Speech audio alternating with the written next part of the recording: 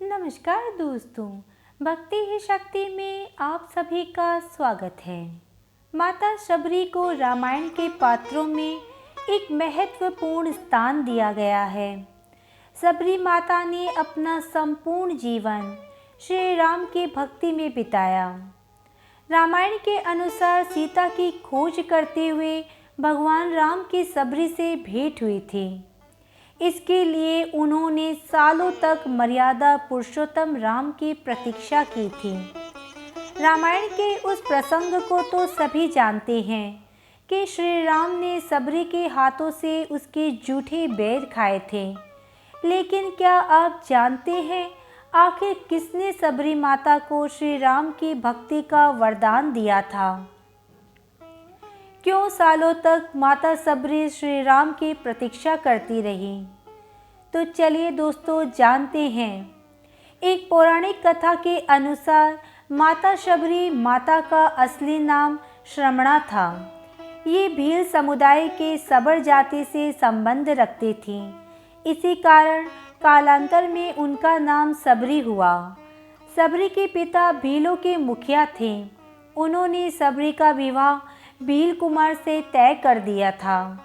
शादी से पहले कई भेड़ बकरियों को बलि के लिए लाया गया, जिन्हें देखकर शबरी का मन विचलित हो उठा, क्योंकि उन्हें बेजुबान जानवरों से बेहद प्यार था। निर्दोष जानवरों की हत्या को रोकने के लिए शबरी विवाह से एक दिन पूर्व घर से भागकर जंगल में चली गई और सभी जानवरों को बचा लिया। शबरी घर से भागकर दंडकारण्य वन में पहुंची। वहां मातंग ऋषि की सेवा करने लगी। भील जाति की होने के कारण शबरी आश्रम में छिपकर सेवा करती थी।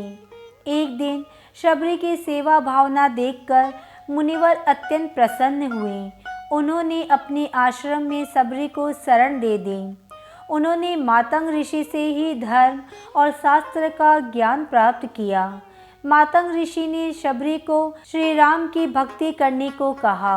एक दिन जब ऋषि मातंग को लगा कि उनका अंत समय निकट आ गया है, तो उन्होंने शबरी से कहा कि वे अपने आश्रम में ही प्रभु श्री राम की प्रतीक्षा करें।